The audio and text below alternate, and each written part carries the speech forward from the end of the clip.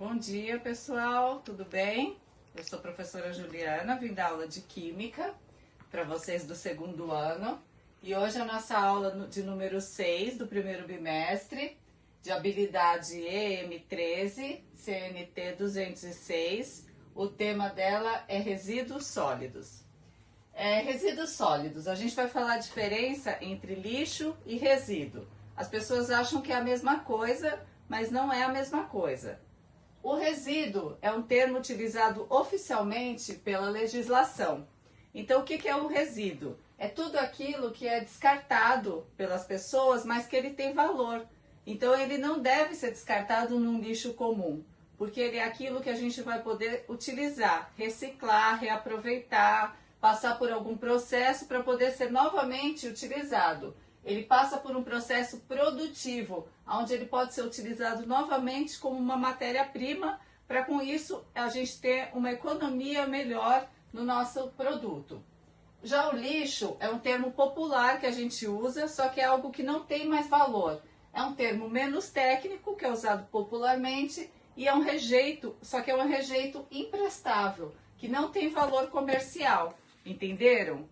Então, agora vocês entenderam a diferença quando a gente fala lixo e resíduo? Ah, eu vou reciclar um lixo. Não, o lixo ele não dá para ser reciclado. O lixo ele realmente é algo imprestável. Por quê? Você utiliza um papel higiênico, ele não dá para ser reciclado. Ele é um lixo, um papel que a gente limpou a boca, um guardanapo. Ele não dá para ser reciclado, ele é um lixo. Então, realmente, o lixo ele não tem um valor comercial. Ele não dá para ser reciclado, ele é imprestável. Já o resíduo, sim, ele dá para ser reciclado.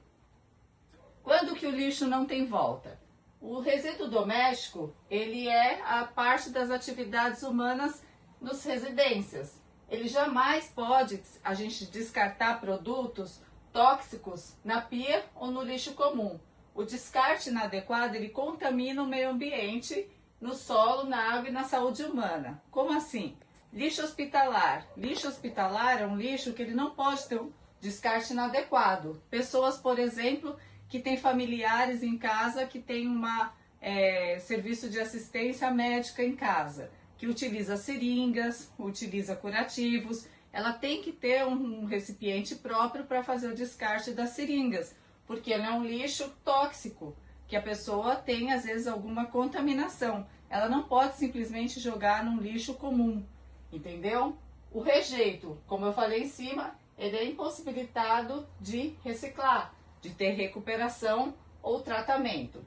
A composição do lixo que a gente tem em casa uma parte é de vidro, uma parte nossa é de papel, uma parte são de latas de alimento, latas de bebidas e plástico.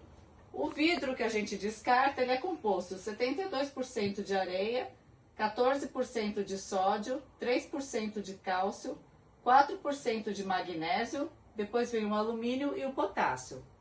O papel a gente utiliza para fazer a celulose, por isso que ele é algo que dá para ser reaproveitado se for um papel de caderno, um papel de livro e não um papel higiênico, como eu falei, um papel de guardanapo.